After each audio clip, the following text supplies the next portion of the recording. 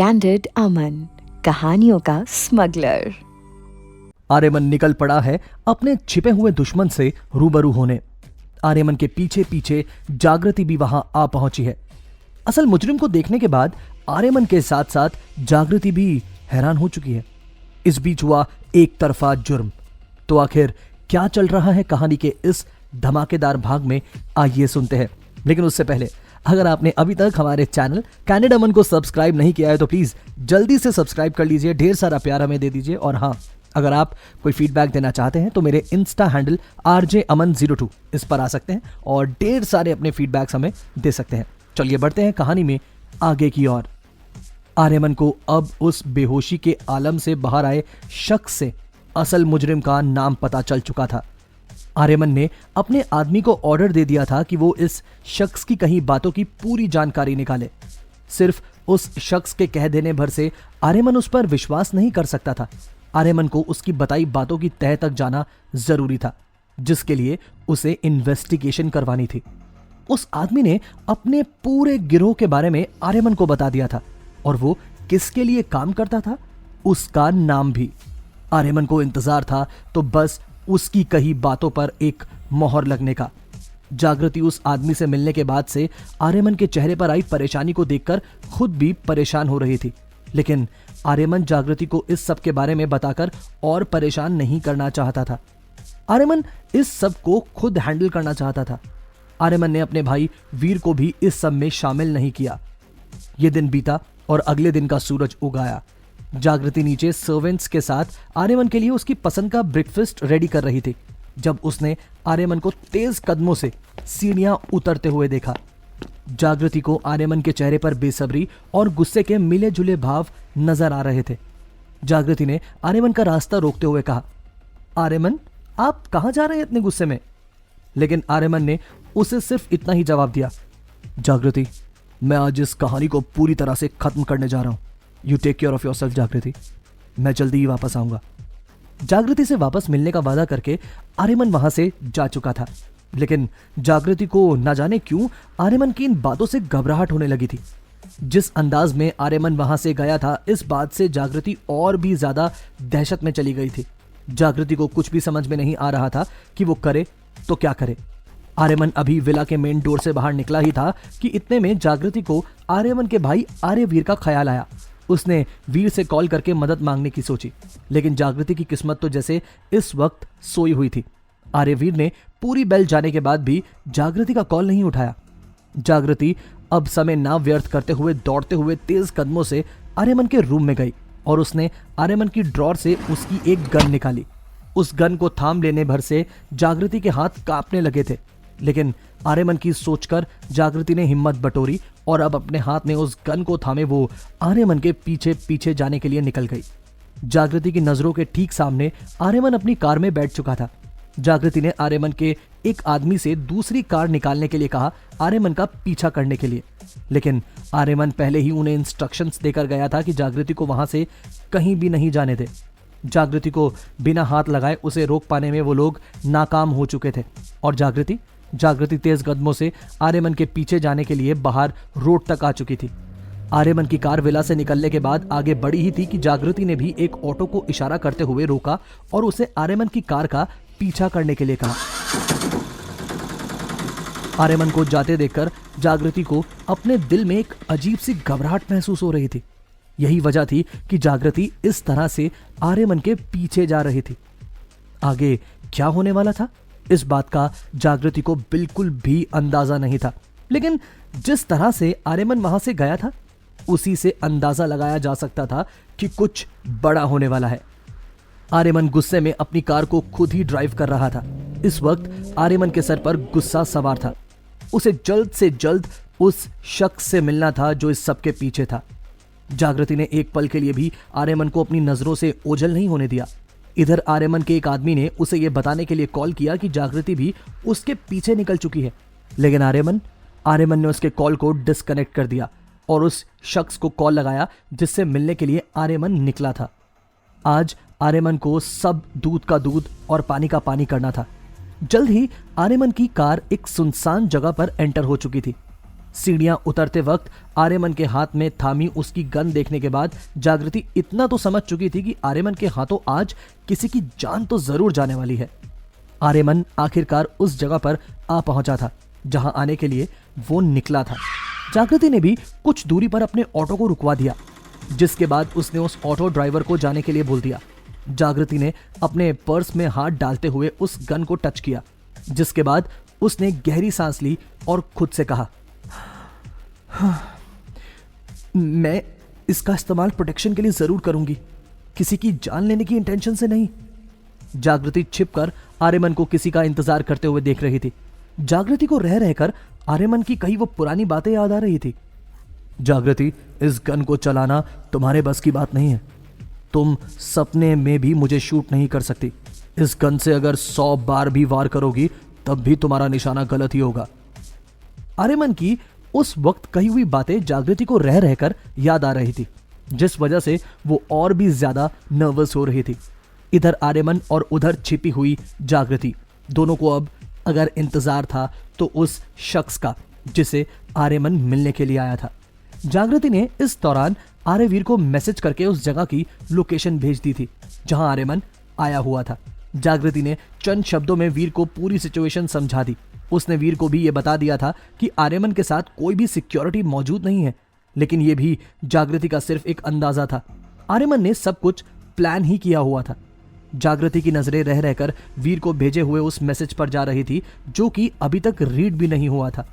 जागृति के लिए इकलौती उम्मीद की किरण सिर्फ और सिर्फ आर्यवीर ही था, लेकिन आर्यवीर जागृति की कॉल या मैसेज का फिलहाल कोई जवाब नहीं दे रहा था। कुछ समय में एक ब्लैक कलर की कार आर्यमन की कार के ठीक पीछे आकर रुकी। आर्यमन पलटा और अब जागृति भी उस कार से निकलने वाले शख्स का चेहरा देखने के लिए बेचैन थी।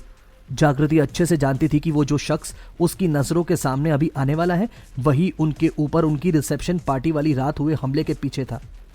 उसके अलावा आस्था की मौत में भी इस शख्स का ही हाथ था। आज उस शख्स के चेहरे से जागृति रूबरू होने वाली थी। अगले ही पल उस कार के ड्राइविंग साइड का डोर खुला और एक लड़की कार से बाहर आई। इस समय उस लड़की का चेहरा आर्यमन की तरफ था, उसकी पीठ जागृति की तरफ। जागृति उस लड़की का चेहरा देख नहीं पा रही थी। जागृति ने अपने और आर्यमन के बीच की दूरी को थोड़ा कम करने की सोची ही थी और अपने कदम वहां से छिपते छिपाते आगे बढ़ाए थे। आर्यमन का चेहरा गुस्से में तमतमाया हुआ था। जिस जगह जागृति इस वक्त छिपी हुई थी, वहां से वो आर्यमन और उस अनजान लड़की की सभी बातें आसानी से सुन पा रही थी। आर्यमन ने पहल की, तो आखिरकार तुम मेरे हाथ लगी गई, हाँ? इधर जागृति बस उस लड़की के मुंह से आवाज निकलने का इंतजार कर रही थी। उस लड़की ने अपनी जुबान खोली और आर्यमन से कहा, रॉन्ग मिस्टर आर्यमन मल्होत्रा, हाथ में तुम्हारे नहीं बल्कि तुम आए हो मेरे। जागृति ने जब उस लड़की की आवाज सुनी तो उसके होश उड़ गए। जागृति ने हैरान होते हुए दबे शब्दों में खुद से कहा, परिधि? जागृति ने फौरन अपने मुंह को अपने हाथों से कवर कर लिया। जागृति को इस बात का विश्वास नहीं हो रहा था कि सामने खड़ी लड़की परिधि है। तो क्या परिधि ही है वो इंसान जिसने ये सब किया है? लेकिन आखिर क्यों? आर्यमन ने सामने खड़ी परिधि से सवाल किया, मुझे तुम्हारा सारा सच पता चल चुका है। तुमने और निर्मय ने मिलकर ये सब किया है ना? तुम निर्मय मेहरा की गर्लफ्रेंड हो। आई एम अमेज्ड कि मुझे इस बात का अंदाजा कैसे नहीं हुआ। परिधि ने कॉन्फिडेंट टोन में आर्यमन से कहा, क्योंकि तुम इतने भी स्मार्ट नहीं हो जितना खुद को समझते हो। तुम्हें क्या लगता है तुम इतनी आसानी से मुझ तक पहुंच जाओगे? हाँ, तुम तो जिंदगी में मुझे कभी पकड़ भी नहीं पाते अगर वो शख्स तुम्हारे हाथ नहीं लगता तो। आर्यमन ने परिधि से कहा, अब तुम खुद अपने जुर्म कबूल करोगी या फिर मैं तुम्हें तुम्हारा काला चिट्ठा बताना शुरू करूं? परिधि ने हंसते हुए आर्यमन से कहा, मिस्टर आर्यमन मल्होत्रा, पहले आप, क्योंकि मैं भी देखना चाहती हूं कि आपके पास मेरे बारे में कितनी जानकारी है। आर्यमन गुस्से में परिधि की तरफ बढ़ा तो परिधि ने फौरन एक गन निकालते हुए उसे आर्यमन के सामने तान दिया। परिधि के ऐसा करते ही जागृति सहम चुकी थी। जागृति ने अपने फोन पर नजर डाली तो वीर ने उसका मैसेज पढ़ लिया था। जागृति को उम्मीद बंद आई थी कि अब आर्यमन के लिए मदद जल्दी ही पहुंच जाएगी। परिधि ने आर्यमन को धमकाते हुए कहा, खबरदार, जो मेरे नजदीक आने की कोशिश भी की तुमने, मुझे 1 सेकंड नहीं लगेगा तुम्हारी जान लेने में। और सच बताओ, मुझे इस बात का कोई अफसोस नहीं होगा। आर्यमन ने दांत भींचते हुए कहा, मैं जिंदा रहूं या ना रहूं, लेकिन तुम यहां से जिंदा वापस नहीं जाओगी। That's my promise. आर्यमन को धोखा देना तब तक ही पॉसिबल था जब तक तुम आर्यमन मल्होत्रा की निगाहों में नहीं आई थी। अब तुम मुझसे बचकर नहीं जा सकती मिस परिधि। आर्यमन के कदम आगे बढ़ते बढ़ते वहीं थम चुके थे, लेकिन उसने आगे बोलना जारी रखा।